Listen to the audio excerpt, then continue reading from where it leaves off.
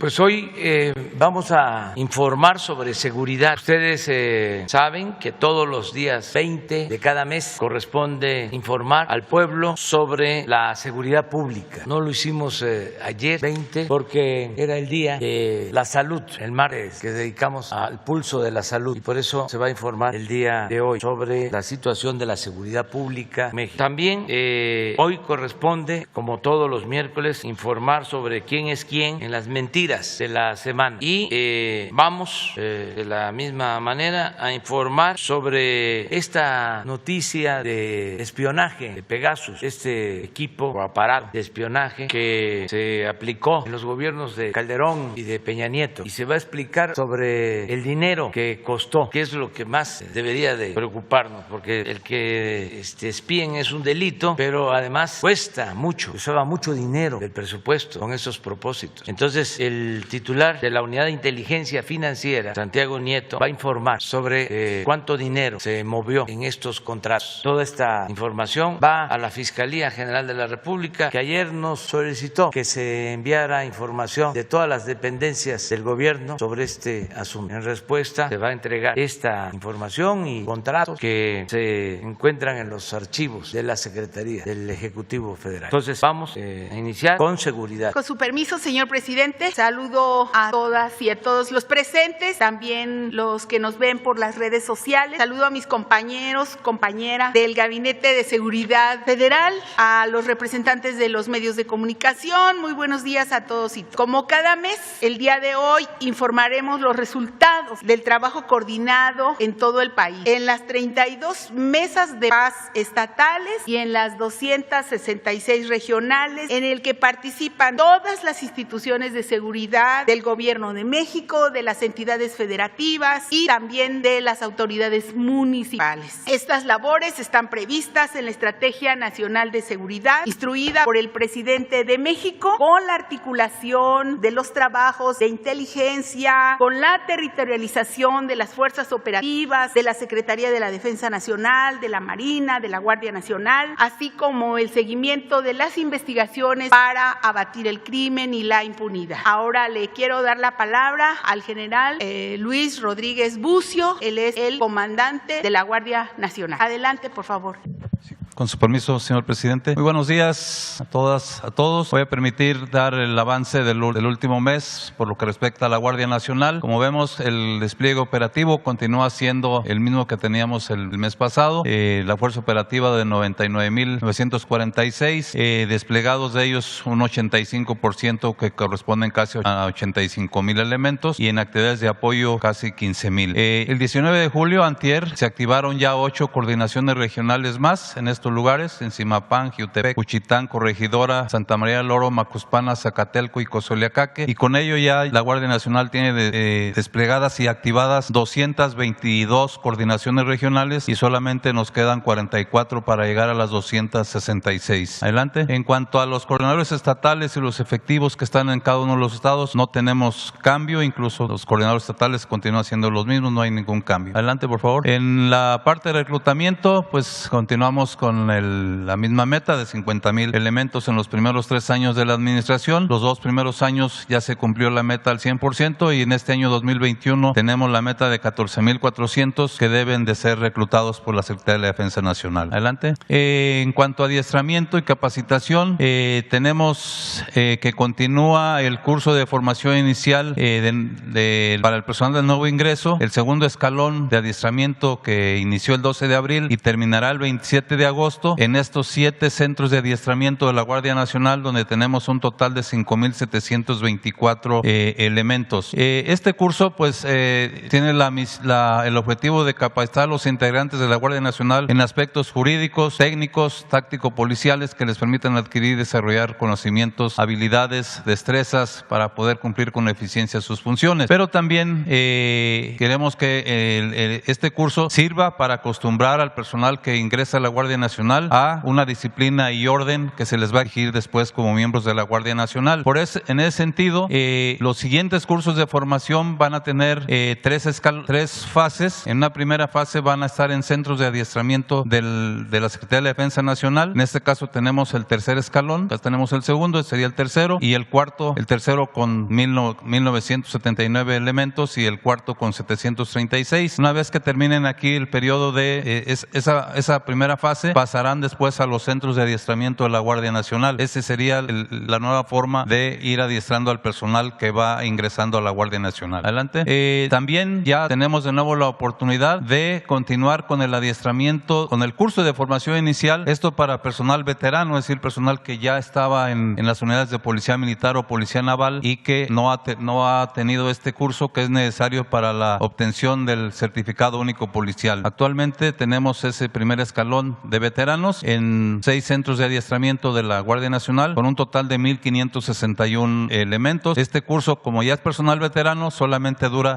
8 semanas en comparación de los 20 semanas que son para el personal de nuevo ingreso. Adelante. La capacitación especializada que también se da en la Guardia Nacional y que tiene cursos que van desde 2 días hasta 4 meses, lo hacemos tanto de manera presencial como en línea. De manera presencial actualmente tenemos 65 cursos vinculados a temáticas como ciencias policiales, perspectiva de género, feminicidio, y ahí tenemos un total de 10,588 elementos. Capacitación en línea también tenemos en las mismas temáticas, pero en este caso aquí yo lo que quiero presentar es las instituciones a través de las cuales recibimos este tipo de apoyo. Tenemos 18 cursos que se nos dan a través del Consejo Nacional para Prevenir la Discriminación, la Comisión Nacional de Derechos Humanos de la Ciudad de México y el Sistema Nacional para el Desarrollo Integral. Adelante. En la cuestión de construcción de cuarteles para la Guardia Nacional, la meta es de 248. El año 2019 ya se terminó la construcción de los 81 cuarteles. Del 2020 quedan solamente 3 y ya tenemos en esta ocasión 13 cuarteles construidos que corresponden al año 2021 de los 76 que se tiene previsto construir. Entonces tenemos un total ya de 182 cuarteles construidos, en construcción 66 para poder llegar a los 248. En este mes, en el último mes, se inauguraron 5 instalaciones, 3 en Baja California, 1 en Sonora y 1 en Guerrero. Y 28 cuarteles de todos estos han sido inaugurados personalmente por el propio presidente de la República. Adelante. Por último, el programa de distribución de fertilizantes en apoyo a SADER. En este último mes son servicios de seguridad a las distribuciones de fertilizantes que hace SADER. Tenemos un total en el último mes de 8,649 toneladas en 244 viajes y ya llevamos un total de 27,556 toneladas en 27,256 en 714 viajes. Esto es tanto del puerto de Lázaro Cárdenas al estado de Guerrero como del puerto de Coatzacoalcos al estado de Guerrero y ahora también al estado de Campeche. ¿Sería cuánto, señor presidente? Me permito dar la palabra a mi almirante Ojeda. Con su permiso, señor presidente. Continuamos con el informe. Este es el personal que se encuentra desplegado en las diferentes operaciones que se realizan, los efectivos reales de cada una de las dependencias, las fuerzas operativas, los desplegados y de otras actividades que se están haciendo y las diferentes aeronaves y buques con los que se cuenta. La que sigue, por favor. Todas estas operaciones son 8 en total. Con este personal es con los que se llevan a cabo. Aquí están distribuidas en todo el territorio y este es el personal por cada una de las operaciones que se está llevando a cabo. A continuación vamos a ver cada una de ellas. La que sigue, por favor. En lo que se refiere a las operaciones para la construcción de la paz, hay en el territorio 75,888 elementos de las 3 fuerzas federales y se encuentra con una mesa de seguridad nacional, estatales y regionales, operaciones de refuerzo que está en Guanajuato, Jalisco, en Michoacán, Zacatecas, Baja California y Tamaulipas, con mandos especiales en Badiraguato y La Laguna y con operaciones de intercepción terrestre que se han llevado a cabo, tanto aéreas y marítimas, y se han recorrido 4,589,688 kilómetros de vía terrestre. La que sigue, por favor. Dentro de las operaciones del Golfo y el Pacífico, operaciones de infantería de marina, que hay 6,889 elementos desplegados, se han llevado a cabo 1,081 operaciones en funciones de guardia costera para combatir el tráfico de armas, personas y mercancías, también también ejercer presencia en las diferentes regiones del país y desde luego contribuir a la vigilancia de áreas naturales protegidas. La que sigue, por favor. En lo que se refiere a las operaciones para la aplicación de la ley, que hay 4,700 elementos desplegados. En interdicción marítima se han llevado a cabo 771 operaciones de guardia costera. Los resultados: 171 operaciones en la zona de Campeche, 74 en las artes de pesca y 15,123 metros de redes aseguradas. Dentro de estas operaciones, el día de antier se decomisó, se capturó una embarcación que venía de Ecuador con aproximadamente 733 kilos de cocaína. Se va a dar mañana o pasado mañana la información. Las operaciones de sonda es la que se da en el Golfo, en el Golfo para la protección de las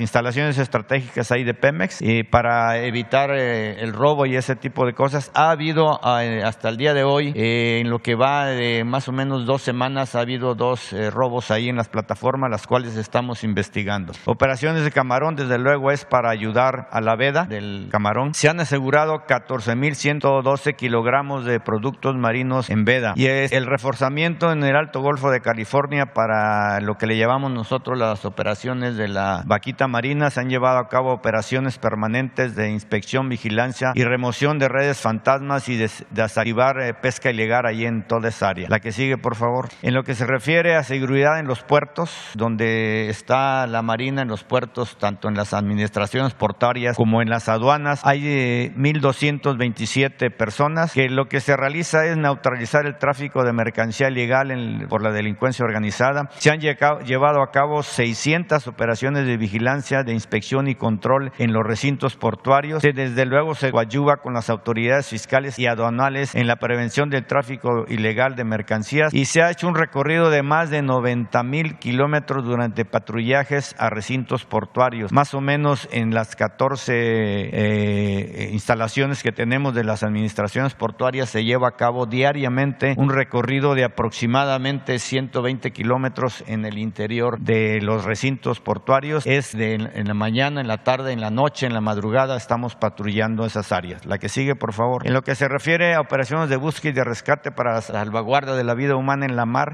contamos con 33 estaciones de búsqueda y rescate tanto en el Pacífico como en el Golfo, 11 de este lado y 22 de este lado. Se han atendido 4 reportes de accidente y 101 llamadas de auxilio y se han rescatado vidas 54 y evacuaciones médicas en la mar han sido 14. La que sigue, por favor. En lo que se refiere al corredor interoceánico, es una actividad que estamos llevando a cabo. Hay 947 elementos. La idea aquí es llegar a alrededor de 2,000 elementos para llevar a cabo la vigilancia del corredor interoceánico, que incluye las 3 refinerías, una en Salina Cruz, otra en Minatitlán y la tercera está en Minatitlán, Salina Cruz y Dos Bocas. Son las 3 refinerías con las que se correlaciona el interoceánico. Desde luego ahí tenemos vehículos, tenemos aeronaves, drones. Este es el recorrido que estamos vigilando. Esta es la primera etapa, posteriormente va a ser la segunda etapa que va de Coatzacoalcos a Palenque y la tercera etapa que va de Salina Cruz a Chiapas. La que sigue, por favor. En lo que se refiere al plan Marina, al plan de N3 y de la Guardia Nacional para atenciones de emergencia sanitaria, hay desplegados de las 3 fuerzas 40,519 elementos y se ha llevado a cabo 1,512 pacientes atendidos en instalaciones militares y navales. 399 toneladas de insumos médicos han sido transportados vía aérea y terrestres y 1,166 pacientes que han sido trasladados entre hospitales de estas instituciones. La que sigue, por favor.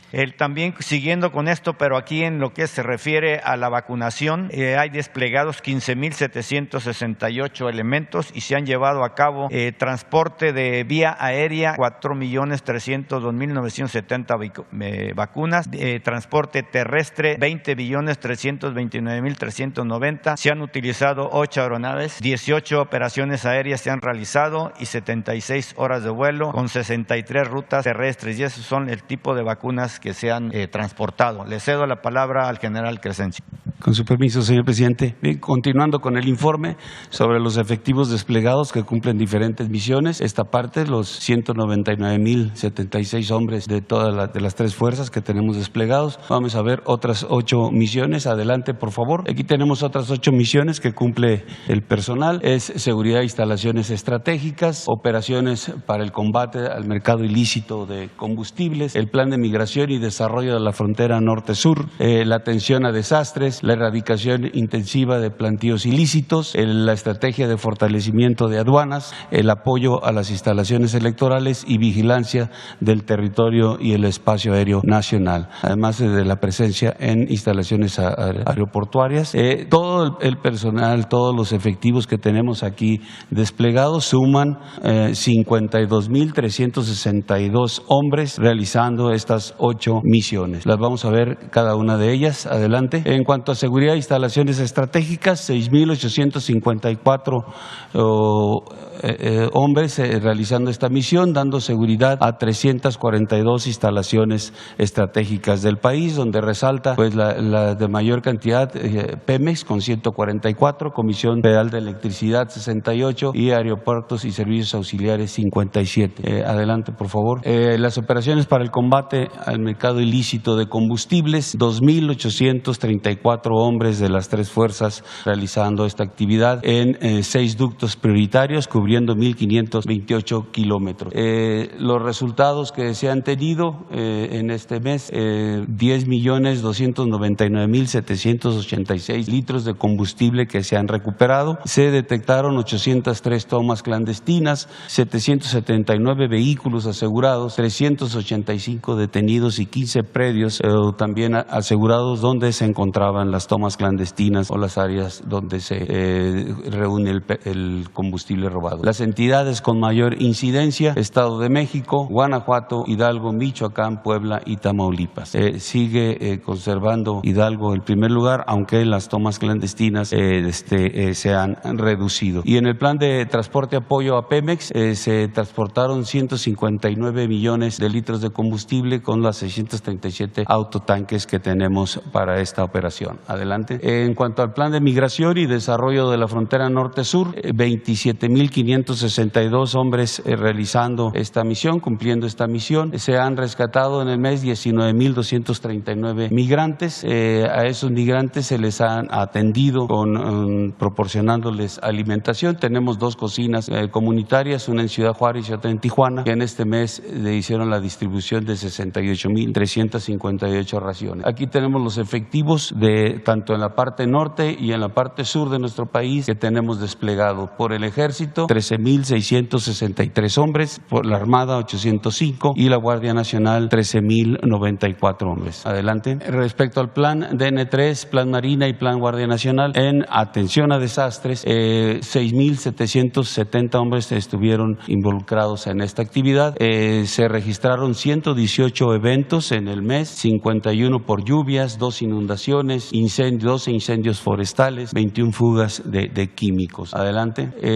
Sobre la entrega de paquetes de enseres domésticos a Tabasco y Chiapas como resultado de las inundaciones del año pasado, en Chiapas se entregó ya la totalidad, los 26,122 paquetes de enseres domésticos, y en Tabasco llevamos un 63% de entrega que corresponde a 122,166 paquetes. Nos queda pendientes el 37% que son 72,017 paquetes. Adelante. En cuanto a los resultados de todas las operaciones que se llevan en contra del narcotráfico, tenemos en erradicación 3,887 hombres. En este mes solamente se erradicaron 5 hectáreas de marihuana y 93 de amapola. Estamos aquí en el ciclo anual de producción, estamos en el mes que está más bajo, se reducen. Este es lo que año con año se presenta. Este es resultado de la experiencia de que se tiene de la contabilización del trabajo y de la detección de plantíos. Adelante, por favor. En cuanto a kilogramos de marihuana, en el mes 8,533 kilogramos kilogramos de marihuana asegurada, llevando en el año 61,094 kilogramos. De cocaína, 646 y en el año un acumulado de 10,966 kilogramos. De heroína, 3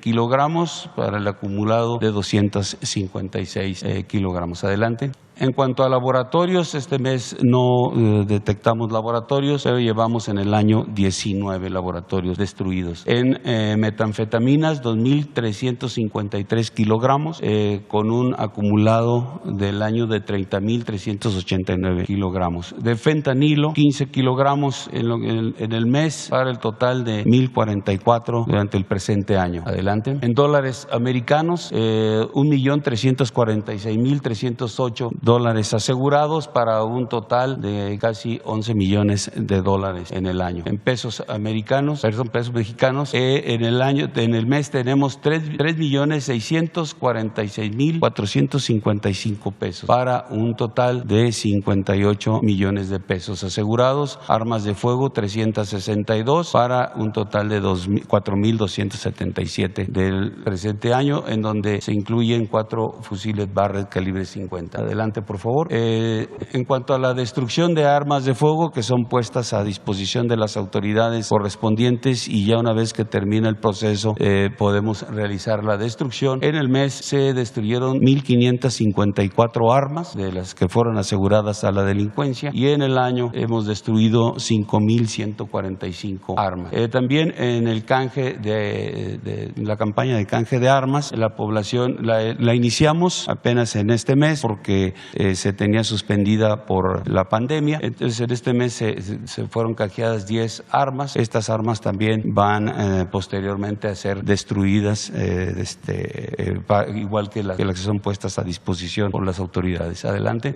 Vehículos asegurados, 860 en el mes, con un total del año de casi 13,000 vehículos. De embarcaciones, 2, llevamos en el año 19. Aeronaves, 3 aeronaves, para un total del año de 26 aeronaves aseguradas. Adelante. En cuanto al fortalecimiento de las aduanas fronterizas, se tienen 21 aduanas con 873 elementos, que son administradores, subadministradores y personal que hace las revisiones en las aduanas. Este fortalecimiento se realizó en 3 fases, ya la terminamos. La primera fase fue cubrir el Nuevo León, Tamaulipas, con cuatro aduanas: Colombia, Nuevo Laredo, Ciudad Reynosa y Matamoros. En la siguiente fase seguimos con Tamaulipas, cubriendo Miguel Alemán y Camargo, Coahuila con Piedras Negras y Acuña, en Chihuahua, Ojinaga, Ciudad Juárez y Puerto Palomas, y Sonora con Agua Prieta, Naco y Nogales. En la última fase tuvimos Baja California, Tijuana, Tecate y Mexicali. En Sonora, San Luis Río Colorado, Sonoita. En Quintana Roo, Subteniente López. En Chiapas, Ciudad Hidalgo.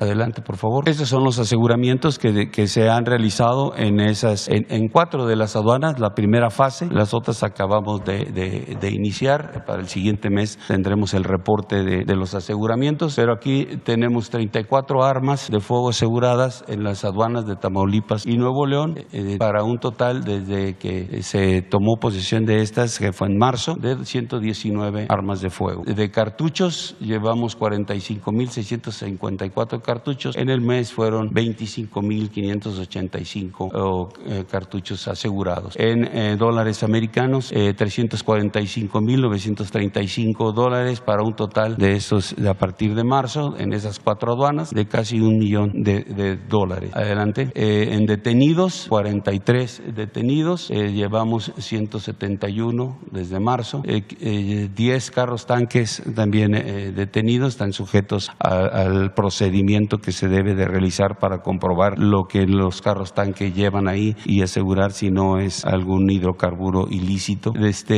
Llevamos también desde marzo 552 carros tanques en esta condición, y de vehículos en el mes 22, 87 vehículos asegurados. Estos aseguramientos son lo que va ingresando a nuestro país y que se hace la revisión de todo lo que entra. Adelante, por favor. En cuanto a apoyo al Instituto Nacional Nacional Electoral, al INE, en el proceso. Este apoyo se inició desde el 28 de marzo y ha tenido todo un proceso en sus diferentes fases. Actualmente seguimos con 2.870 hombres dándole seguridad a los consejos distritales, ahí a sus instalaciones, pues ahí se mantiene la papelería. Seguimos cumpliendo. Esta es la última fase de este apoyo. Adelante, por favor. Respecto a la vigilancia del territorio y el espacio aéreo nacional, 982 hombres realizando esta actividad. Son 228 aeronaves que se han empleado en el mes, 3.534 operaciones aéreas con 4.593 horas de vuelo. Es todo, señor presidente. Con su permiso, señor presidente, el día de hoy estamos presentando el informe de seguridad del mes de junio. Este se realiza con todas las carpetas de investigación que se levantan en las diferentes entidades y también de manera central aquí en la Ciudad de México, digamos, de índole federal. Entonces, vamos a presentar a continuación cuáles son los resultados como resultado de todo el trabajo que hacen todas las instancias, mis compañeros que me antecedieron en el uso de la palabra, Guardia Nacional, Marina, Defensa y con la Secretaría de Gobernación también, con todo el trabajo que se realiza. Ahora, decir pues que en el primer semestre de 2021 se logró una reducción de 24.6% de los delitos del fuero federal con respecto al mismo periodo de 2019. Pero se está manteniendo la tendencia a la baja, como vemos, en esta administración, aunque se registró un aumento de 4.9% en los delitos del fuero federal en este primer semestre de 2020 debido al incremento en los delitos electorales que precisamente se levantaron, carpetas que se levantaron en el mes de junio, mayo y junio. Entonces, adelante vamos a ver los delitos que fueron los que la causa que ocasiona esta incidencia delictiva. Pero en todos los demás delitos vamos hacia la baja. Delitos fiscales, menos 23.6%, delitos financieros, menos 15.7%, delitos de delincuencia organizada, menos 11.4%, también a la baja delitos relacionados con armas de fuego y explosivos, delitos patrimoniales, delitos contra la salud, que es narcomenudeo, y en la medida en que se presentan más carpetas, más sube ese delito. Delitos cometidos por servidores públicos también tuvo un incremento, y aquí me refiero a los delitos electorales, que es 320% que subieron en el mes de junio precisamente y que tienen que ver con ese incremento que se nota en los delitos del fuero federal. Adelante, por favor. El homicidio doloso se ha contenido, sigue conteniéndose, y de enero a junio de 2021 disminuyó 3.5% respecto al mismo periodo del año anterior. Continuamos. Hay que decir que en esta gráfica vemos el acumulado de enero a junio, en donde 6 estados concentran el 50.2% de las víctimas del homicidio doloso en este país. Guanajuato, en primer lugar, Baja California, Jalisco, Estado de México, Michoacán y Chihuahua concentran la mitad de los homicidios dolosos en nuestro país. Adelante, por favor. Dado los resultados en la atención de los 15 municipios, se está procediendo a ampliar la intervención a 50 municipios. Ahora ellos concentran, estos 50 municipios, el 47% de los homicidios dolosos en el país. Es decir, de los más de 2.400 municipios, es en estos 50 municipios en donde continúan los homicidios, y se va a proceder con una intervención, un refuerzo en estos municipios. Nosotros dividimos los 50 municipios del país en 5 regiones. La región noroeste, que son 13 municipios y representan el 19.5% de los homicidios del país en estos estados, y ahí se concentran 13 municipios. En el noreste hay 3 municipios que representan el 2.1%. En el sureste, 3 municipios que representan el 2.2%. Recuerden que estamos hablando de un 47%. Y en En el centro son 14 municipios que representan el 8% y finalmente en el occidente 17 municipios representan el 15.3%. Esto es, vamos a cumplir con dos objetivos: prevención, programas y más atención, es decir, prevenir las actividades delictivas y atender las causas de la incidencia en zonas focalizadas a través de programas de bienestar, de prevención de las adicciones en general, de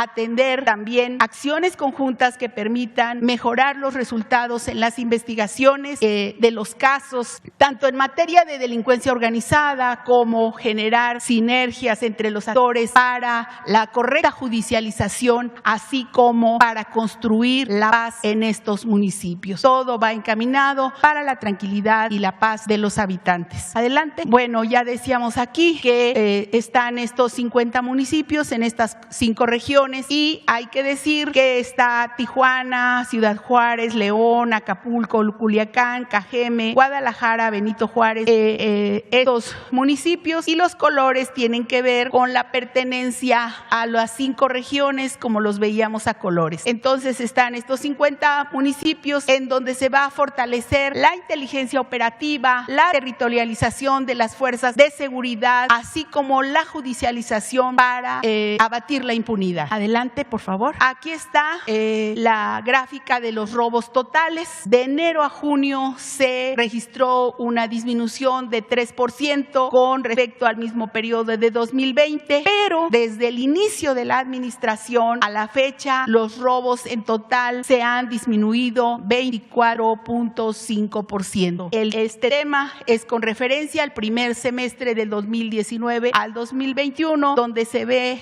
el trabajo, la presencia de las autoridades tanto federales como locales. Adelante. En el robo de vehículo automotor, este semestre el robo de vehículos se redujo 12.2% en comparación con los primeros 6 meses de 2020 y 32.2% respecto al 2019. Se ha logrado mantener en este delito, que casi no tiene cifra negra, una baja considerable, una tendencia a la baja en esta administración. Adelante. En cuanto a la incidencia de los delitos del fuero común, queremos decir que este es el reporte de este primer semestre con respecto al año anterior. El robo de vehículo automotor ya veíamos una tendencia a la baja de 12.2, en robo de ganado 12.2, avigeado, el robo a negocio 9.9, robo a transportista 10.9, también con tendencia a la baja, robo a casa habitación 5.5%, el robo en transporte colectivo ha subido casi 5%, adelante. También el robo a transeúnte subió 10% y en el robo a transporte individual 19%. Estos son los delitos que están a la alza. También el feminicidio 3.3% subió en este semestre y la violación 32%, así como el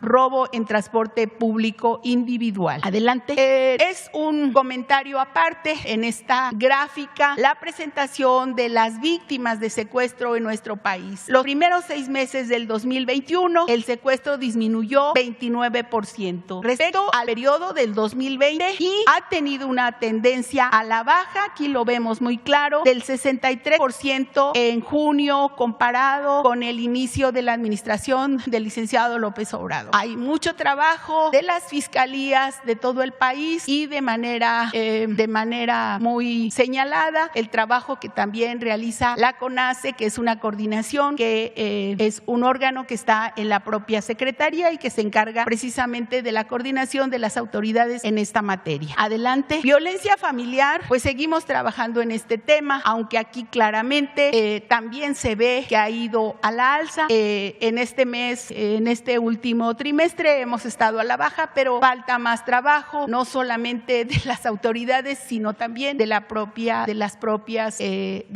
sociedad. Entonces vamos a seguir en el tema contra de la violencia familiar, trabajando con más ahínco. Adelante. En robo de hidrocarburos, la desviación de miles de barriles al día por mercado ilícito de combustible ha estado también a la baja, con un 3.9 miles de barriles en promedio mensual en el mes de julio, y en el mes de junio fue de 4.8. Aquí está actualizada a los 14 días del mes de julio, y el ahorro estimado del 1 de diciembre al 14 de julio es de 157,000 millones aproximadamente, y equivale a un ahorro diario de 164 millones de pesos. Hay que decir que ese trabajo se hace con la Sedena, la Marina, la Secretaría de Marina, y también con Petróleos Mexicanos y con otras dependencias que precisamente el señor presidente encabeza las mesas para abatir este delito. Adelante. Y en la prevención de toma de casetas también,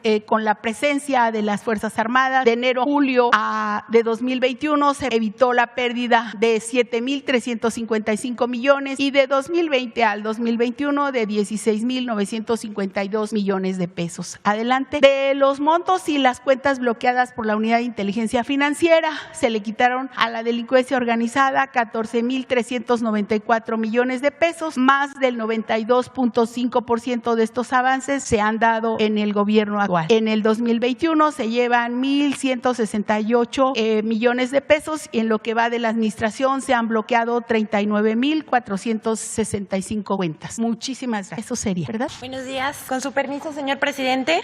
Esta semana, en la sección de ¿Quiénes quieren las mentiras de la semana?, presentaremos varias notas y mensajes que buscan diseminar desinformación entre la población. Antes de ello, queremos mencionar muy puntualmente el tema de la investigación global sobre el programa de espionaje Pegasus, creado por una empresa israelí que se ha convertido en un escándalo internacional. Según documentaron 80 periodistas de 17 países entre 2016 y 2017, fueron espiados más de 50,000 teléfonos en todo el mundo. En México, durante el gobierno de Enrique Peña Nieto, fueron intervenidos 15,000 celulares, entre los que se encuentran 180 periodistas y 600 políticos, incluyendo a 50 personas del círculo más cercano del presidente Andrés Manuel López Obrador, como su esposa y sus hijos. Al respecto, el gobierno de México condena este tipo de actos que atentan contra las libertades individuales y colectivas, así como el derecho a la privacidad que tenemos todas y todos.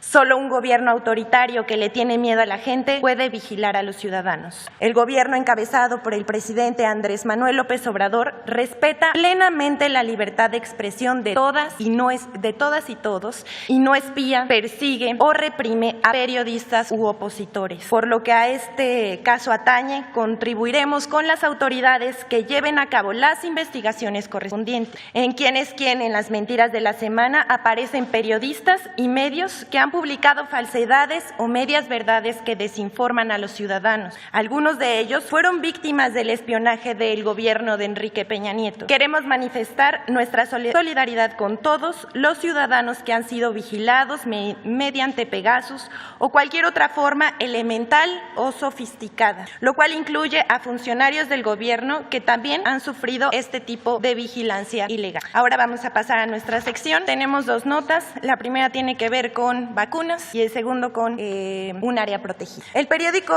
Los periódicos El Financiero y La Crónica, entre otros, publicaron este lunes 19 de julio notas con títulos engañosos que aseguran que el gobierno de México tiene guardadas 19.4 millones de vacunas COVID sin usar. Esta información es falsa. A continuación presentaremos el número de vacunas que se han aplicado y se aplicarán de acuerdo a la Estrategia Nacional de Vacunación.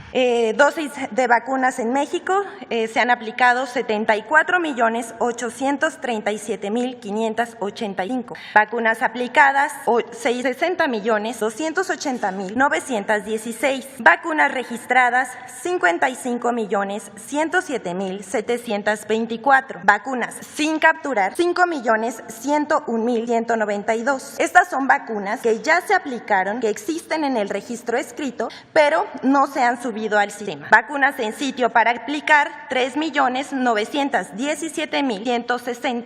Vacunas Sinovac en espera de certificación para ser aplicadas 2 millones. Las dosis de vacunas, día a día hay una cantidad de papeletas de dosis que no alcanzan a capturar en la plataforma y esto depende del acceso a la red de telefonía o internet, la ubicación de la localidad y la extensión de jornada de aplicación. La siguiente nota es falsas afirmaciones sobre acción de Semarnat en San Luis Potosí. El título es El gobierno engaña con la reserva de San Miguelito y lo dice Julio Hernández López. Aquí vamos a desmentir 3 afirmaciones que hace el periodista. Entre los días 13 y 17 de julio, el periodista Julio Hernández López, astillero, a través de sus redes sociales y canal de YouTube, ha señalado contra Semarnat y a su titular, María Luisa Albores González, sobre el proceso de declaratoria del área natural protegida en la Sierra de San Miguelito. En general, pone en duda el proceso para decretar este espacio como área natural protegida. Esta información es falsa. El Gobierno de México niega que exista engaño alguno. Desde 2019, la Semarnat ha liderado un proceso transparente para lograr la protección al medio ambiente y la justicia social en la región de la Sierra de San Miguelito. En enero de este año inició la etapa de consulta pública a cargo de la CONAM, con el acompañamiento de un grupo técnico integrado por la Semarnat, la Procuraduría Agraria, la Comisión Nacional Forestal, la Secretaría de Ecología y Gestión Ambiental del Gobierno del Estado de San Luis Potosí y la Universidad Autónoma de México, Campus Morelia. A la fecha continúa el proceso de consulta pública y hasta el momento se ha llevado a cabo 29 reuniones virtuales debido a la pandemia por COVID con todos los sectores de la sociedad involucrados. Además de 35 reuniones presenciales, visitas a los ejidos y comunidades, recorridos de campo o asambleas agrarias con los 37 núcleos agrarios y sus comunidades involucradas. Es también muy importante aclarar que gracias al ejercicio de diálogo y consenso con los dueños de la tierra, la Semarnat reitera que la Cañada del Lobo está incluida en el proyecto de área natural protegida Sierra de San Miguelito. El Gobierno de México deja en claro también que no está quitando hectáreas que pudieran ser utilizadas a favor de inmobiliarias. En este sentido y de conformidad con la normatividad en la materia, son las asambleas ejidales la máxima autoridad en dichas comunidades, por lo que también son las facultadas y responsables de determinar el uso y destino de las tierras sobre las que actualmente son propietarios. La Secretaría de Medio Ambiente y Recursos Naturales y la Comisión Nacional de Áreas Naturales Protegidas, con el acompañamiento de la Procuraduría Agraria, en apego a los principios de transparencia y honestidad en el ámbito de sus competencias y con total respeto a la voluntad del pueblo, desarrollan las actividades de consulta con los ejidos y comunidades involucradas en el proceso de diálogo para la creación del área natural protegida de San Miguelito.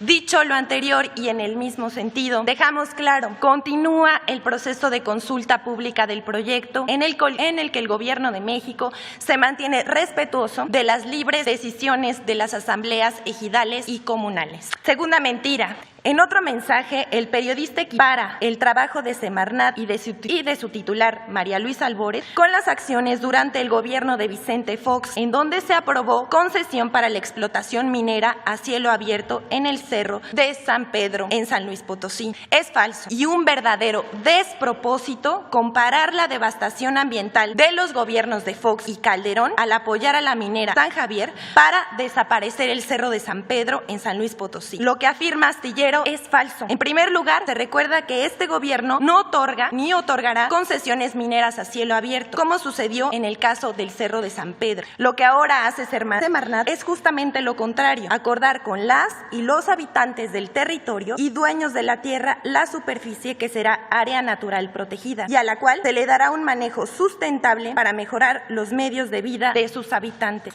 Tercera mentira. Desde esta sección hacemos un llamado a pegarse a un principio de verdad, pues esta es la mejor manera de participar y construir un mejor medio ambiente para estas y las futuras generaciones. En este sentido, se invita también a no difundir ni compartir información tendenciosa, falsa y que solo busca crear confusión en las audiencias. Por ejemplo, el siguiente tuit en su cuenta, estamos hablando del astillero, en donde claramente se insinúa de manera tendenciosa la participación contratación de personal del gobierno federal con operadores de los fraccionadores. Ante eso se niega rotundamente estos dichos y en apego a los principios de transparencia se invita a que de existir pruebas se presenten ante la autoridad competente. Se reitera que en el gobierno de México no se permite ni se permitirán actos de corrupción. Es cuanto, presidente. Con su venia, presidente. Muy buenos días a todas y todos. Como ha mencionado el señor presidente de la República, se entregará a la Fiscalía General de la República la información relacionada con las contrataciones vinculadas con el caso Pegasus. Adelante, por favor. El grupo TechBull SADCB es una empresa con características de fachada constituida por Balam Seguridad Privada SADCB. Cabe señalar que Grupo TechBull contrató durante el año 2014 con la Procuraduría General de la República, particularmente con el licenciado Tomás Herón de Lucio, director en jefe de la Agencia de Investigación Criminal, el software Pegasus, el malware Pegasus, para efecto de espionaje telefónico. Este contrato es un contrato de 32 millones de dólares desarrollado por la empresa israelí NSO Group, al que terminó transfiriéndose los recursos. Cabe señalar que no es el primer caso que se tiene reportado en México de adquisición de malware. El primer caso se remonta a la administración de Felipe Calderón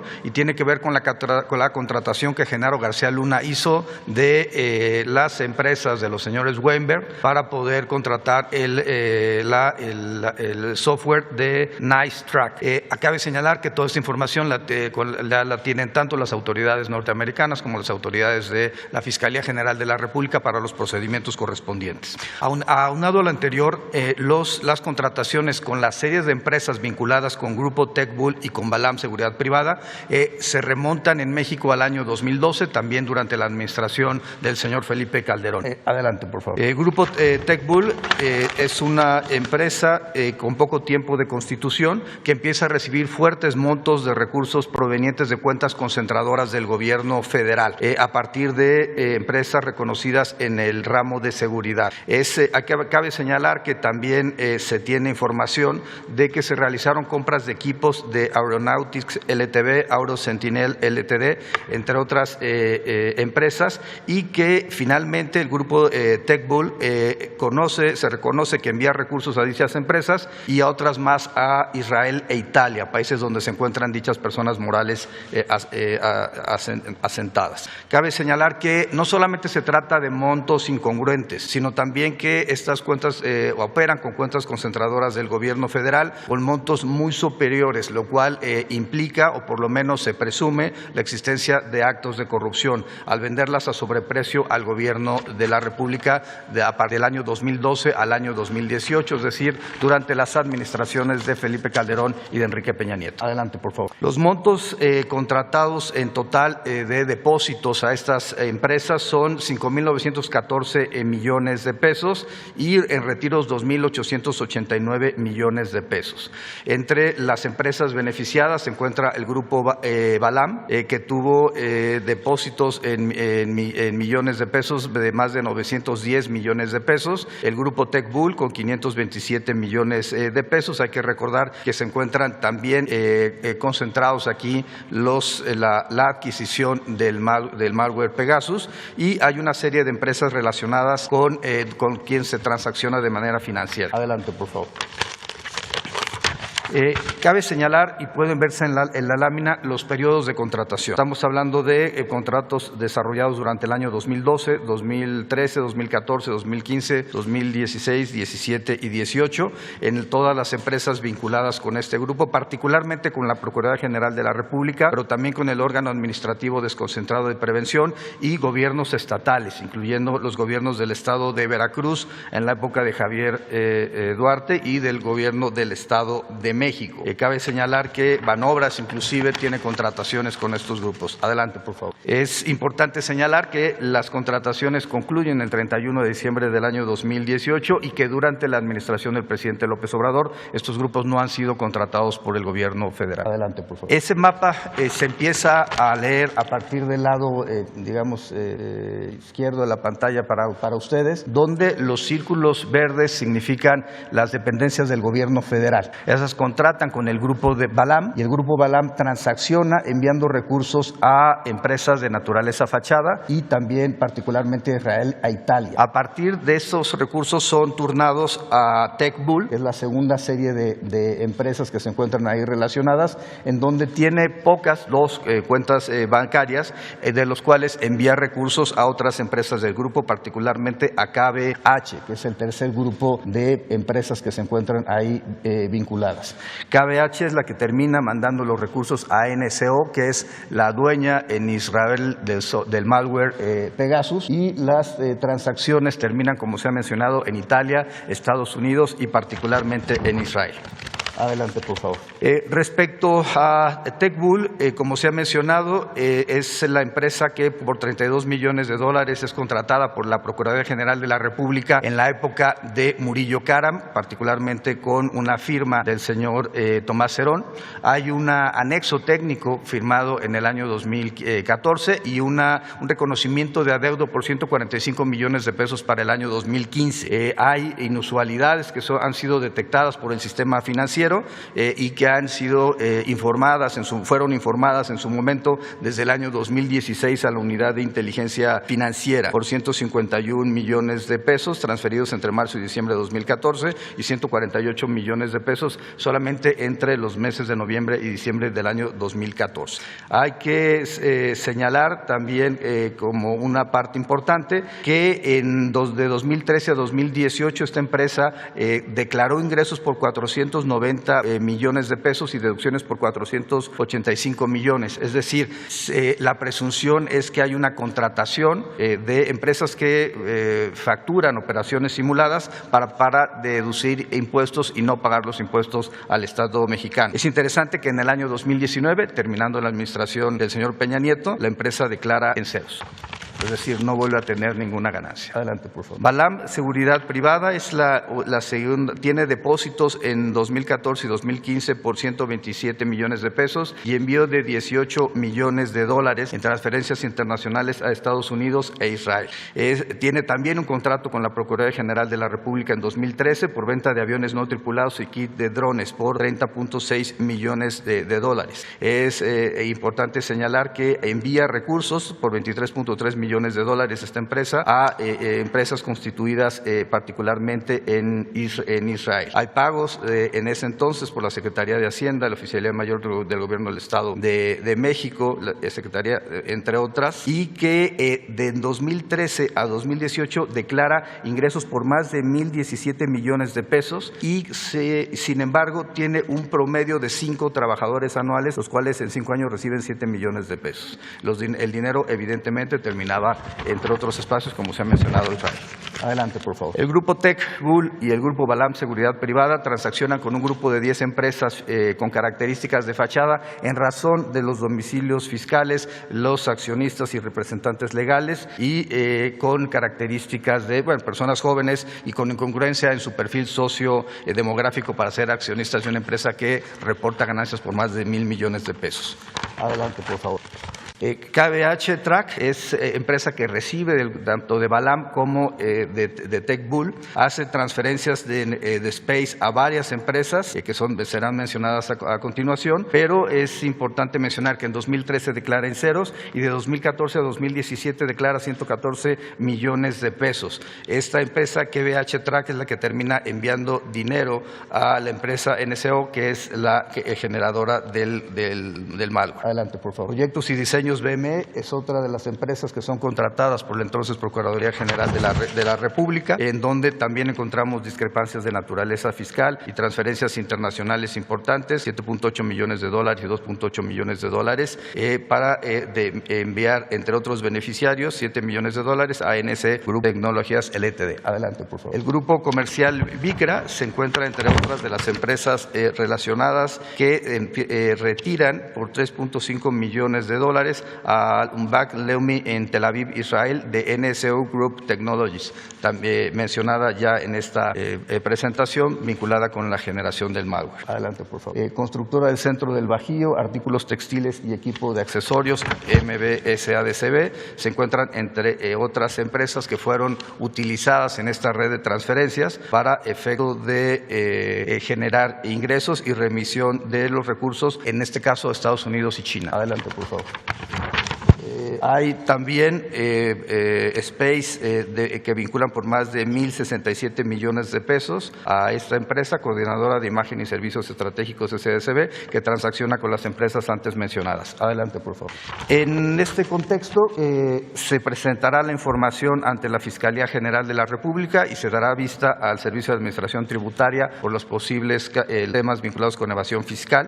Cabe señalar que no se localizaron transacciones de dichas empresas en la presente administración y solamente los recursos fueron transferidos a Estados Unidos, Italia, Israel, y solamente de Balam y de TechBull los montos hacia Israel fueron por $25.2 millones y 20.8 millones de pesos. Se ejecutará el acuerdo de bloqueo contra los sujetos que se encuentren involucrados en los casos en donde se haya advertido alguna operación de lavado de dinero. Es cuanto, presidente.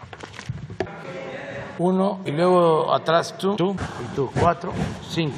Gracias, presidente. Muy buenos días a todos. En 2016, Proceso documentó que 2 años antes, en 2014, el gobierno de Ángel Aguirre Rivero, en el estado de Guerrero, adquirió la empresa Neonlinks de México, propiedad del empresario Gilberto Enríquez y vinculada a la compañía italiana Hacking Team, un equipo de espionaje. Para este fin, se destinaron 17.5 millones de pesos del Fondo de Aportaciones para la Seguridad Pública. Este movimiento, como lo acaba de presentar el titular de la unidad, Santiago Nieto, pues benefició este consorcio vinculado con una red nacional de intervención de comunicaciones impulsada por el gobierno de Enrique Peña Nieto a través del exdirector de la Agencia de Investigación Criminal, Tomás Cerón de Lucio. El equipo, que se sigue utilizando hasta la fecha en el estado de Guerrero durante el gobierno de Héctor Astudillo, se le conoce como el Perro, porque es clasificado como un aparato de rastreo de telefonía celular y fue utilizado, presidente, en el caso Ayotzinapa, concretamente para realizar una red de vínculos de los dispositivos móviles que estuvieron activos durante la noche de la masacre y la desaparición de los 43 normalistas. Presidente, la pregunta concreta. El gobierno federal, a través de la Fiscalía General de la República, también ampliará esta investigación, sobre todo porque se informó también que Veracruz y otro estado están vinculados con esta adquisición de equipos de espionaje, para tener una idea de cuántos aparatos o cuántos sistemas hay en el país y que siguen operando. Esa es una pregunta. Y la segunda, ¿qué va a pasar con estos equipos? ¿Se siguen vigentes? ¿Dónde están?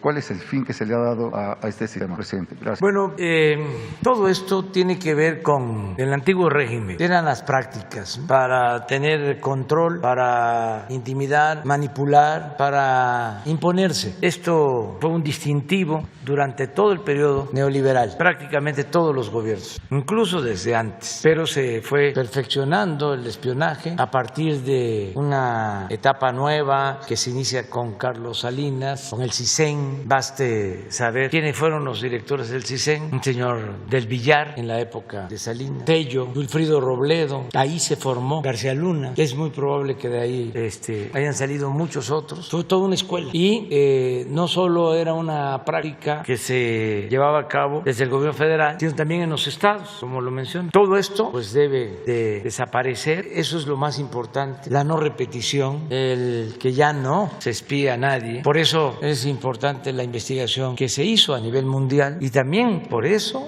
fue importante lo de Wikileaks en su momento. Assange debe de ser liberado porque está injustamente en la cárcel, tratado con saña por dar a conocer algo parecido, y yo creo que hasta de más alcance, porque nadie debe ser espiado. Se debe de respetar a opositores, y los sistemas de inteligencia pues tienen que estar orientados a la defensa y a la protección de la seguridad de los estados, la seguridad nacional, para garantizar la paz, la tranquilidad, enfrentar la delincuencia organizada. Pero no puede utilizarse el espionaje con propósitos políticos, que era lo que predominaba. Entonces tenemos que cambiar. Qué bien que la Fiscalía ha iniciado una investigación, que se profundice, que se presenten más elementos, que se ventile todo este asunto. Sobre todo, insisto, el costo, porque era un jugoso negocio, tanto de las empresas como de los funcionarios. Imagínense un contrato, ¿cuánto fue el de Pegasus? $32 millones de inicio. Se destinaba mucho dinero a espiar y que todo eso desaparezca, que haya garantías para que actuemos con libertad, que podamos hablar por teléfono, no estar pensando que nos están escuchando, o desarrollar toda una tecnología para que no puedan escuchar. Yo recuerdo que me llamó la atención primero una entrevista en los tiempos que fui opositor, hace algún tiempo, cuando el éxodo por la democracia, que tuve tratos con Gutiérrez Barrios y fui a su oficina en Gobernación y tenía como 2 o 3 cosas. Una, como una fuentecita de agua. Estoy hablando del secretario de Gobernación, Gutiérrez Barrios, que porque el agua distorsionaba cualquier intento de escucha, de intervención. Luego la música. Esto 1990, hace más de 30 años. Y luego, para hablar por teléfono, una caseta blindada. Así era cuando empezaba. Luego que había que quitarle la batería, la pila al celular. Pero luego y apagarlo, pero luego ya ni apagado, y ya la sonorización del espacio desde arriba. Entonces todo eso pues ya debe desaparecer, no estar espiando. Y no solo empezó a aplicarse en los gobiernos para saber de opositores, las empresas para informarse sobre la estrategia de la competencia o de los competidores, también a escuchar, espiar. Entonces debe desaparecer todo esto. En el caso de nosotros, pues fue de las primeras medidas que tomamos, desaparecer el CISEN. Pues padecimos durante muchísimo tiempo de espionaje. Escuché grabaciones que tenían que ver con nosotros, que nos mandaban cuando hubo un movimiento por la defensa del petróleo. Me tocó escuchar, me mandaron una grabación, una plática de Tello, que era el del CISEN, con Robledo, no sé, Wilfrido. Y así, en la pasada elección, hasta helicópteros pasaban por la casa en Tlalpan. Había un sistema que le llamaban Pejelic, una página, pero se alimentaba de eso, pura guerra sucia, que se alimentaba de toda la inteligencia, entre comillas, o mejor dicho, espionaje, no inteligencia. Entonces hay que abrir y que se siga con la investigación. Gracias, presidente. Buenos días a todos. Nancy Rodríguez, de Oro Sólido y de Empuje Migrante. Presidente, si me permite, para el doctor Santiago Nieto, sería la primera pregunta. Doctor Santiago Nieto, usted mismo fue víctima de espionaje y también persecución por el gobierno del expresidente Peña Nieto. ¿Presentará alguna demanda por este hecho, doctor Santiago Nieto? Y también, doctor, ustedes, por su trabajo y sus resultados, es muy popular y apreciado por un buen número de mexicanos, y no sé qué opina usted, que algunos de ellos lo ven bien como para ser el próximo presidente. Si me hace favor. Contestas lo primero, ¿no? Y también si quieres lo segundo.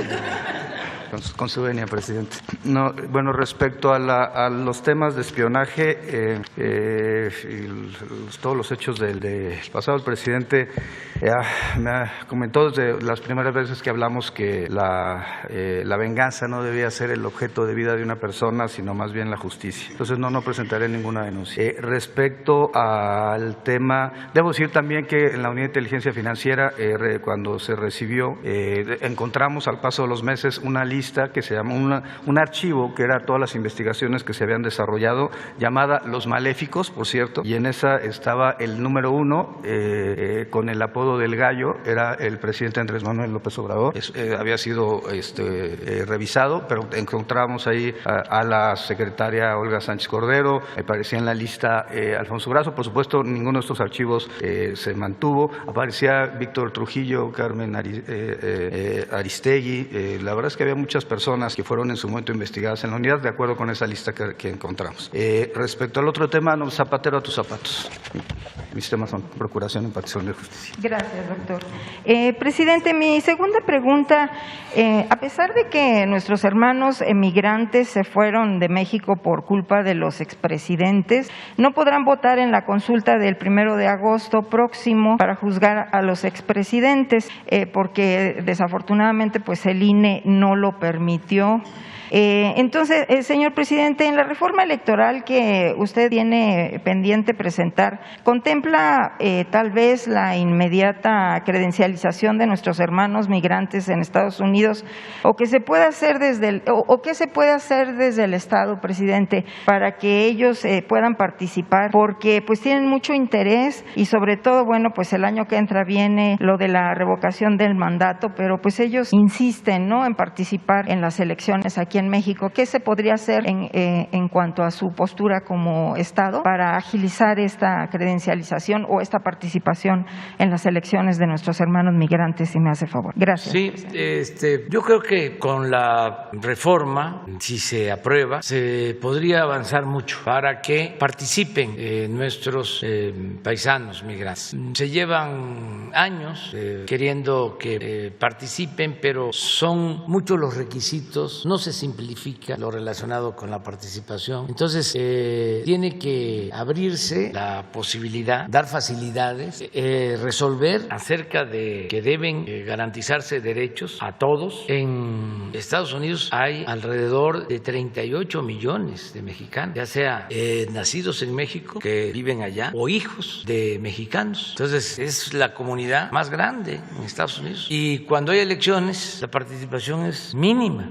Se atribuye a que hay mucha población que no ha podido regularizar su situación migratoria, pero ni eso lo justifica la poca participación en las elecciones, porque muchos sí están completamente regularizados y no participan. Además, se tiene que buscar que participen todos. Hay que esperar también, porque el presidente Biden hizo el compromiso de regularizar a 10 millones de migrantes. Ese es un compromiso, es un planteamiento que está en espera de que se cumpla, y en la reforma electoral podría atenderse este asunto, buscar la forma de que se vote y que no sea solo presencial, por ejemplo, por el temor de que puedan ser deportados. Hay que buscar la forma, garantizar a los mexicanos que por necesidad se han tenido que ir a vivir y a trabajar a Estados Unidos, que participen en lo político en su país, que es México. ¿Quién sigue? Presidente, muy buenos días. Soy Omar Niño, de O Noticias de San Luis Potosí. Le tengo una pregunta. En San Luis Potosí estamos muy preocupados por el gobernador electo que ha sido elegido. Él ya estuvo 2 veces en prisión de máxima seguridad,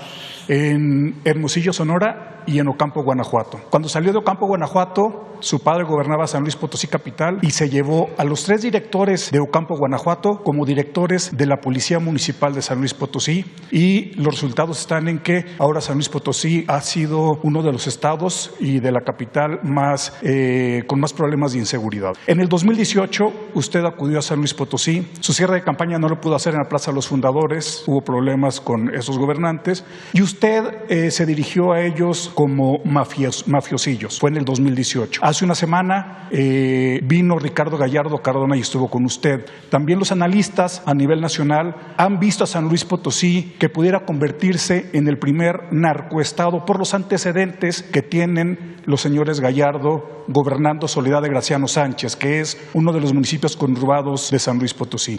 Mi pregunta sería, presidente, ¿ha cambiado la opinión que usted tenía de hace 3 años sobre Ricardo Gallardo Cardona, ya preso por cuestiones de desvíos de recursos y que no salió libre por haber él comprobado su inocencia? Salió libre por faltas al debido proceso y ayudado en ese entonces, o por lo menos las investigaciones periodísticas se habla de que fue ayudado por el entonces exsecretario de Gobernación, Miguel Ángel Osorio Chong. ¿Qué nos puede decir al respecto? Esa sería mi primera pregunta, señor presidente. Bueno, que es un asunto político lo que tú planteas. El pueblo de San Luis, o la mayoría del pueblo de San Luis que participó en las elecciones, eligió a Gallardo como gobernador. Entonces yo soy respetuoso de la voluntad del pueblo. En la democracia es el pueblo el que decide, es el pueblo el que manda. Entonces hay que respetar la decisión de los potosinos. Desde luego, esto no debe haber caído bien a los que perdieron, porque así son las cosas, ¿no? Y pues ahora cuestionan sobre el pasado del gobernador electo.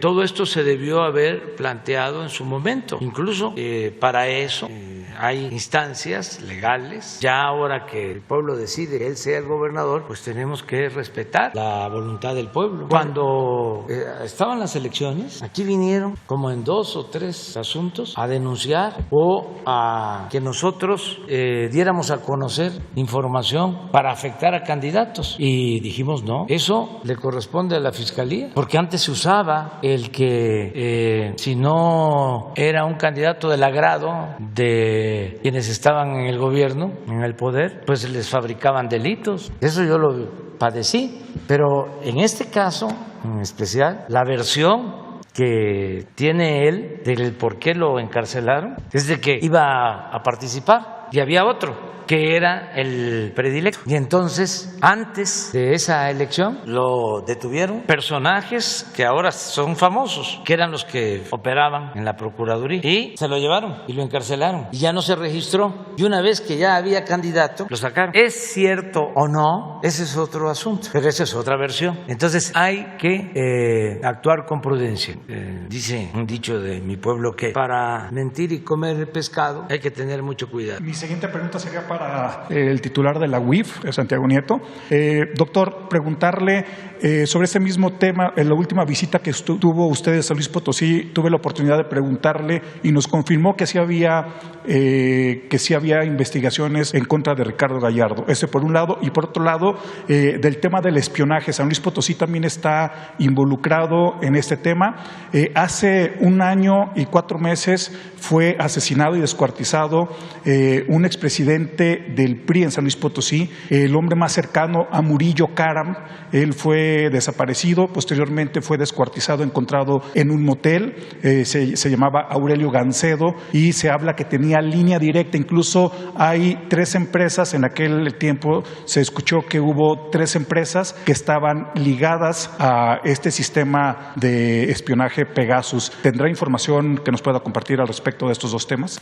Respecto al gobernador electo Gallardo, la información está con la Fiscalía General de la República, y la Fiscalía General de la República, como órgano constitucional autónomo, tendrá que determinar si existe algún tipo de irregularidad o no. También se nos solicitó información por parte del Instituto Nacional Electoral, no solamente en ese caso, sino también respecto a los oponentes del señor Gallardo, y se le entregó la información al Instituto Nacional Electoral para que en ejercicio de sus facultades como órgano constitucional autónomo determinen lo que conforme a derecho proceda. El presidente López Obrador me dio una instrucción muy clara de no hacer ninguna acción que afectara el proceso electoral, y nos mantuvimos al margen. Cuando hemos tenido requerimientos de las autoridades, se les han entregado en ambos casos. Respecto al otro tema, es importante señalar que hay muchos estados que cuentan con este tipo de sistemas no vinculados directamente con Pegasus, y pues creo que será importante poder generar algún tipo de investigación ulterior, porque el planteamiento del presidente López Obrador es muy claro. En un sistema democrático no puede haber espionaje a la ciudadanía. Así es. Después un compañero, creo que eres tú. Gracias, presidente. Buenos días, Shaila Rosagel, corresponsal del Grupo Gili, El Imparcial de Sonora, La Crónica de Mexicali y Frontera de Tijuana. Tengo una pregunta sobre la frontera, presidente. Hoy se cumple 1 año 4 meses del cierre parcial de la frontera terrestre. Hay nuevas noticias sobre la pronta reapertura, sobre todo que hoy se vence el plazo, o sea, de 21 de julio. Preguntarle, y también se habla de que estados como Baja California ya están listos para una reapertura, pues ya está en semáforo verde. Si tiene algunas nuevas noticias de las autoridades estadounidenses sobre el tema. Todavía no hay información. Creo que en el transcurso del día va a dar una información la Secretaría de Relaciones sobre este tema. Estamos avanzando en la vacunación en todos los municipios fronterizos. Ya se terminó de vacunar en Chihuahua, ya se está terminando en Coahuila, ya empezaron en Anáhuac, y vamos a empezar en Tamaulipas. Ya se tienen las vacunas. Entonces pensamos que para principios de agosto terminamos toda la frontera. Entonces hay condiciones. En el caso de Baja California estamos igual que en California en cuanto a vacunación. Se podría, y lo mismo en Chihuahua. Ya ya está Juárez con vacuna, se aplicaron todas las vacunas para 18 años en adelante, primera dosis Pfizer, en el caso de Baja California es Johnson & Johnson, o sea, sí se puede, y yo espero que haya pues una buena actitud de parte del gobierno de Estados Unidos. ¿Esa noticia se conocerá hoy darán algún? Hoy vamos a que Marcelo o quien él decida informe de cómo va la negociación. Muchas gracias, presidente. Ahora, sobre los 50 municipios que se comentaron ahorita de seguridad, de más violentos, estos datos son datos a junio. Con los datos a junio yo ya vi ahorita que son 4 municipios los que están de Sonora, entre estos 50 municipios, uno de ellos Cajeme, pues que Cajeme está en cuarto lugar ahí. Además, 5 en Baja California, es decir, Tijuana es el que más tiene homicidios. Vi que a diferencia de la de mayo que presentó el lunes pasado del almirante Ojeda, se incluyó ahí playas de Rosarito, ¿no? En Baja California. En la gráfica que presentó el lunes pasado, que incluía datos hasta mayo, estaban Caborca y San Luis Río Colorado de Sonora. Ahorita ya no están. Preguntar si las estrategias que se van a implementar en los 50 municipios se van a excluir estos municipios como Caborca y San Luis Río Colorado, porque ya no están en la gráfica. Bueno, sabemos que en Caborca es un lugar que hay mucha violencia ahorita en Sonora, entonces preguntar eso, y también sobre qué tantos recursos se van a ejercer en estos municipios, en estos 50 municipios, y sobre las medidas como la inteligencia operativa y la judicialización de los casos que se comentaron ahorita. ¿Cuándo se iniciará con esta estrategia en los municipios y para cuándo se prevé que se podrían ver los primeros resultados? Bueno, en primer lugar, la estrategia de seguridad cubre todo el territorio. Eso debe de tomarse en consideración. Son 266 coordinaciones territoriales en todo el país, y en cada coordinación territorial se va a tener un cuartel de la Guardia Nacional. Incluso se va a reforzar el número de cuarteles y se van a ampliar, es posible, también las coordinadoras o coordinaciones territoriales, porque nuestra estrategia es que haya presencia de la Guardia en todo el país. No si un municipio o un número determinado de municipios o una región se complica, se agrava la violencia, y enviar a esa región personal y luego pasarlos a otra región como era antes. No, tener en cada región presencia permanente, eso es lo fundamental. Y ahí trabajar de manera coordinada, Guardia Nacional, Defensa, Marina, todos ahí. Sin embargo, como en 50 municipios de los cerca de 2.500 que hay en el país, en el caso de homicidios, ahí se llevan a cabo la mitad de los homicidios del país, en 50. Ahí vamos a llevar a cabo una estrategia especial. Se va a reforzar la acción del gobierno en su conjunto. ¿Y esto qué significa? No solo más elementos, sino desarrollo social, bienestar. Es un programa integral en esos municipios para atender más a los jóvenes, para que se combata la pobreza, la marginación, para fortalecer valores culturales, morales, espirituales, y también la presencia de la policía. Es un plan especial con este programa. Entonces, por eso seguramente salen de los 50, de la lista de los 50, Caborca, pero acabamos de ir a Caborca y se acaba de inaugurar un cuartel de la Guardia Nacional. O sea, la presencia va a continuar. Sin embargo, se definieron estos 50 en un análisis tomando en consideración algunos elementos, parámetros, sobre todo de incidencia delictiva. Lo que dices, por ejemplo, Cajeme, pues ahí tenemos que reforzar más en Cajeme, y así en otros municipios. Sería bueno, porque tú estás muy interesada y haces un buen trabajo periodístico para tu región, sería bueno que en efecto te entregara a Rosa Isela la lista de cuántos municipios de tu región están considerados como prioritarios por tener o por registrar el mayor índice de homicidios. Entonces vamos a entregarte esa información. Gracias. Ahora no sé si quieres tú agregar algo. Efectivamente, la observación que hace Sheila es muy oportuna.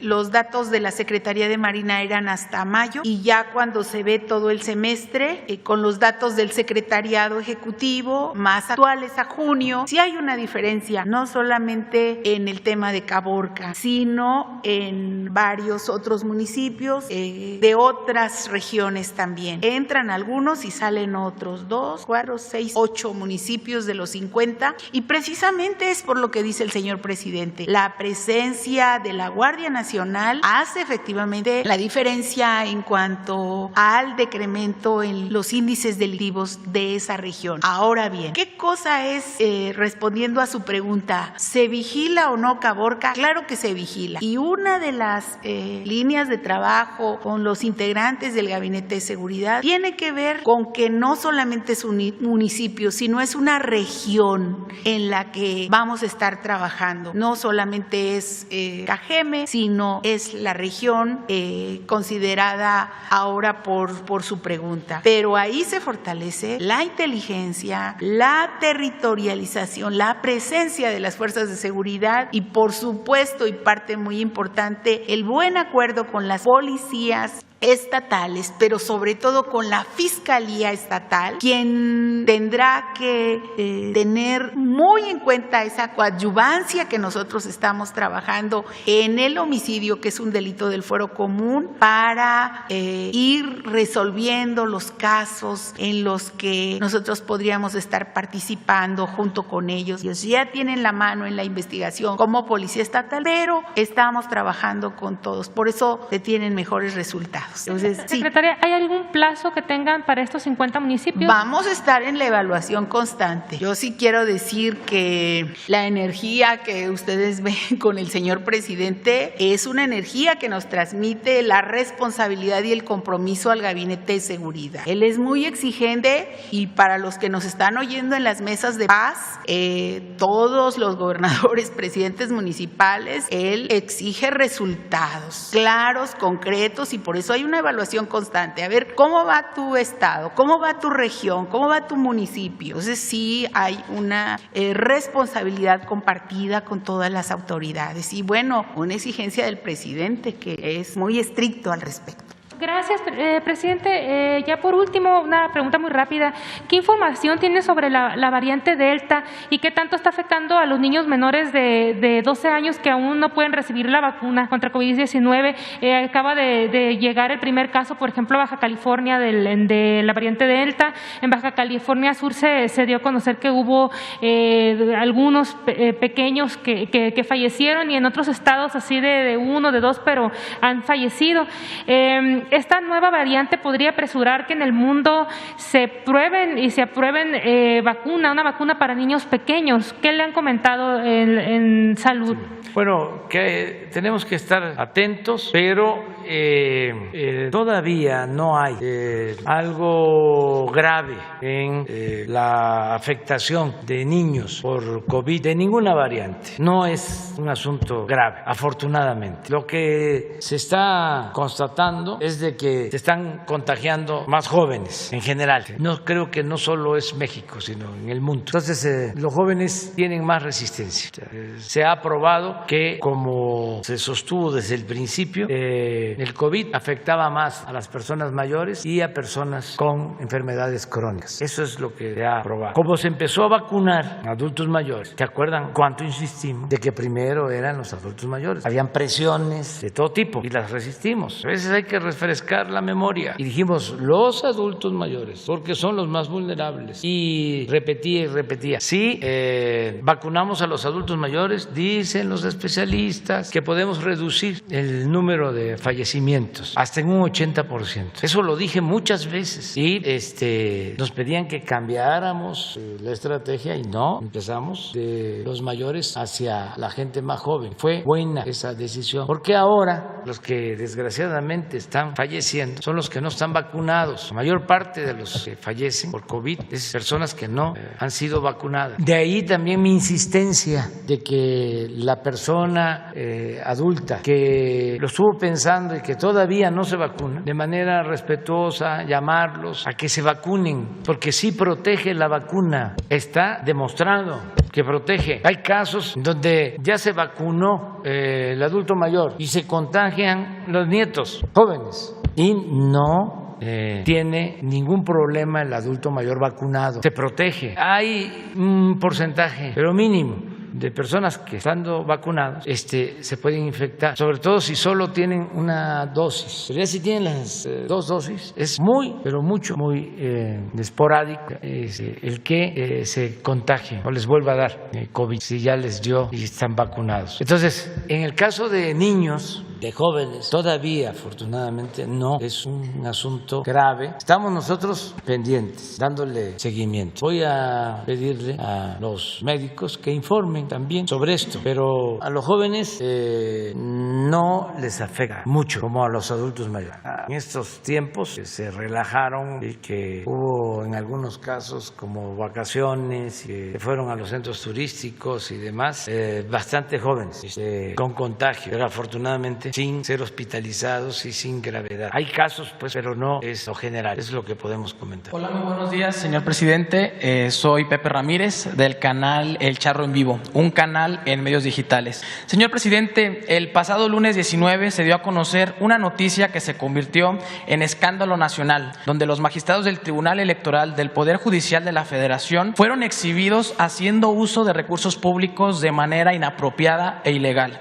Y es que con el dinero de todas y todos los mexicanos, los magistrados decidieron darse la gran vida gastándose cientos de miles de pesos. Todo esto, presidente, lo hicieron usando la tarjeta de crédito institucional, a pesar de que el mismo reglamento interno del tribunal establece que solo deben utilizarse estrictamente para realizar los gastos esenciales para sus funciones. Presidente, esto que sucede es inmoral. En primera, los magistrados no deben de tener una tarjeta de crédito, ya que sus sueldos son exorbitantes. Pero lo que más duele es que esta historia se repite en algunos estados de la República, donde los jueces y magistrados se sienten intocables y representan intereses facciosos. Tal es el caso de Jalisco, donde los delitos cometidos por estos servidores públicos abundan, así como las prácticas inmorales como el nepotismo, y no son castigados. Asimismo, sucede en los organismos autónomos. Por ejemplo, Lorenzo Córdoba, presidente del INE, se gastó entre el 2014 y el 2020 más de 700,000 pesos en alimentos, mientras hay ciudadanos que tristemente no tienen ni para comer. Y si no fuera por los apoyos sociales de su gobierno que está impulsando, estarían en un total abandono. Señor presidente, el encargado de investigar y sancionar estos abusos de autoridad cometidos por los magistrados del Tribunal Electoral es su Contraloría Interna y la Comisión de Administración. Sin embargo, al depender del mismo Tribunal Electoral y del Poder Judicial, se obstaculiza la justicia y el pueblo de México ya está cansado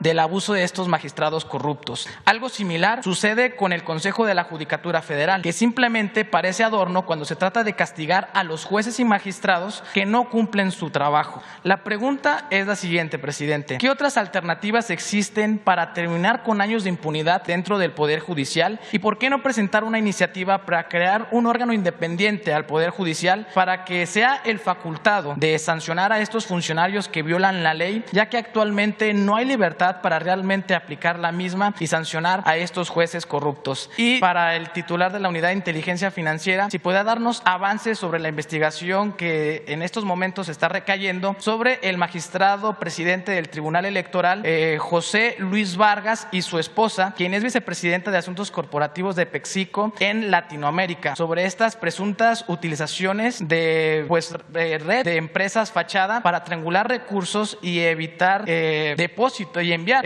depósitos al extranjero, así como cometer delitos como la evasión fiscal y el lavado de dinero. Y en este caso, si se llegan a comprobar estos presuntos delitos, sí estarían buscando realizar un juicio político en contra de este magistrado, de acuerdo al artículo 110 constitucional. Bueno, pues primero, ¿cómo enfrentar todo esto? Denunciándolo. Y ya lo hiciste.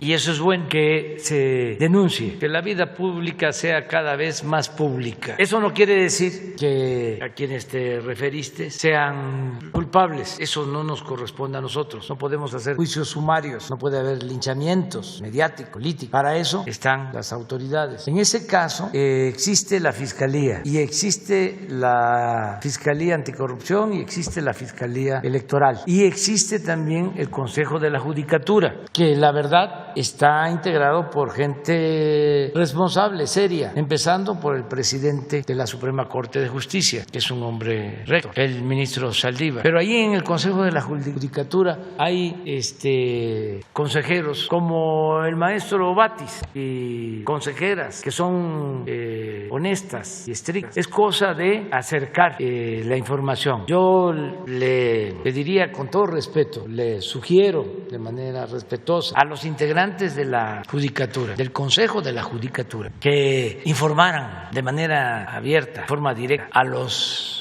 ciudadanos para que se sepa de cuál es su función, qué hacen, porque son los encargados de vigilar de que no haya corrupción al interior del Poder Judicial y de que se atienda al pueblo, que se imparta justicia. Son los que deben de estar siempre pendientes y están pendientes, pero la gente no conoce sobre esta función. Sería muy bueno que ellos informaran más de acuerdo a la ley cuál es su responsabilidad, qué es lo que pueden ellos sancionar. Ojalá y hagan algo así. No se puede pedirles que vengan aquí porque pues, es un poder autónomo, aunque si quisieran, aquí está esta tribuna pública, ¿no? El que puedan ellos informarle a la gente cuál es su función. Sería muy bueno. O que ellos convoquen a rueda de prensa, que estén informando permanentemente, constantemente, porque esto va a ayudar. Entonces, ahí hay dos elementos. Primero, la denuncia, que es importante. Segundo, el que se sepa que existen estas instancias, tanto de la Fiscalía como del Poder Judicial, para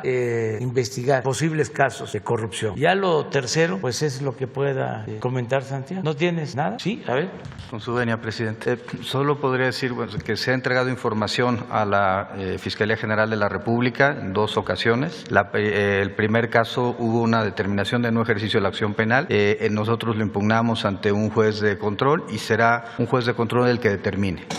Puede determinar que no hay competencia, legitimación procesal activa para impugnar un no ejercicio de la acción penal por parte de la Unidad de Inteligencia Financiera. Puede determinar que falta investigación por parte de la Fiscalía y devolver la carpeta de investigación, o puede determinar que la investigación de la Fiscalía fue correcta y que por tanto no hay mayor cuestión que perseguir. En todos los casos acataremos la resolución judicial y creo que es uno de los mecanismos que tenemos para hacer efectivo pues nuestro Estado de Derecho. Finalmente hay mecanismos procesales que las partes tienen para efecto de que sean jueces los que resuelvan y por supuesto que el presidente siempre me ha planteado que debemos de actuar con absoluto respeto a los otros poderes.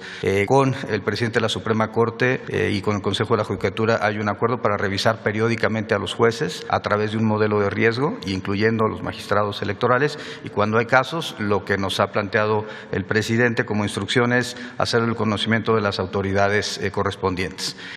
Yo tengo un enorme respeto por la fiscal anticorrupción, me parece una persona, la doctora Mijangos, una persona íntegra, capaz y si hay cualquier tipo de diferendo, la justicia federal será la encargada de revisar. Nosotros creemos en el Estado de Derecho y creemos en la ley. Presidente, una última pregunta que está un poquito más larga, ¿se la puedo realizar?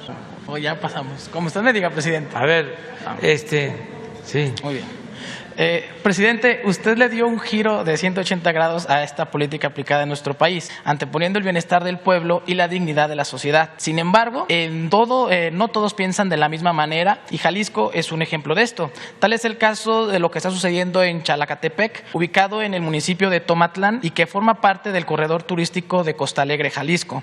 Aquí, en esta playa, que de hecho es un santuario tortuguero, se está construyendo un desarrollo turístico conocido como el Nuevo Cancún, haciendo uso de asociaciones corruptas entre empresarios y funcionarios públicos. El proyecto inició en el 2010 en el sexenio panista encabezado por Emilio González Márquez y bajo su cobijo las empresas del grupo Rasland efectuaron una transacción para la adquisición de 1,200 hectáreas a 57 ejidatarios de José María Morelos, ejido de Tomatlán, por un total de 247 millones de pesos. Sin embargo, los predios fueron adquiridos a un costo menor al real a través de argucias como manipulación e intimidación a los ejidatarios. Esto ha generado un largo juicio por la tenencia de la tierra que hasta el momento no ha terminado. La inversión sería financiada por el Instituto de Pensiones del Estado y el desarrollador privado Razaland, donde Pensiones aportaría 89 millones de dólares y la empresa pondría 94 millones. Sin embargo, Pensiones del Estado, a pesar de prácticamente estar igualados en este monto que aportaron cada uno, solo recibiría el 24% de las acciones. El fraude que sucedió en esta situación consiste en que Razaland pagó los terrenos a los ejidatarios de Tomatlán con la aportación que hizo IPEJAL y además se quedaron con 909 millones de pesos de este dinero de los trabajadores. Hasta el momento no se ha transparentado ni el origen ni el destino de ese dinero. A pesar de todas estas irregularidades, tanto en la adquisición de los predios, el desfalco que recibió el IPEJAL, que lo tiene prácticamente al borde de la quiebra, y la destrucción de esta zona protegida por ser un santuario tortuguero en el Tortuguero,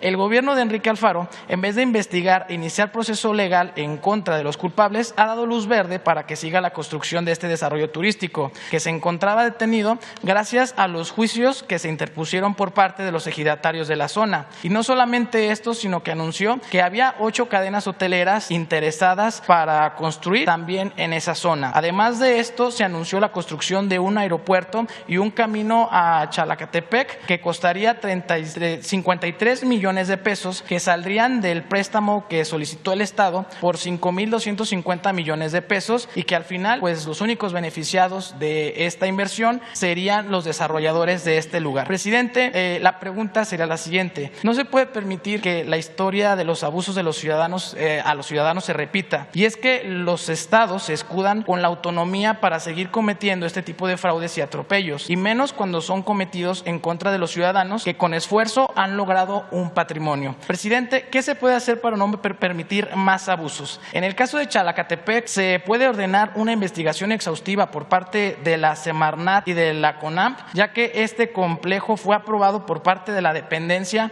en el periodo de Enrique Peña Nieto, sexenio que sorprende por su gran corrupción y opacidad. Y presidente, ¿se puede ordenar una auditoría también para estos recursos erogados por parte del gobierno del Estado? Porque al final de cuentas, a todas luces es irregular y se benefician solamente a unos cuantos. Bueno, nada más ahí lo que nos corresponde a nosotros es que la Secretaría de Medio Ambiente nos informe en qué situación está el proyecto y vamos a dar a conocer el informe, si te parece. Muy bien, muchas gracias. Mañana ya nos pasamos.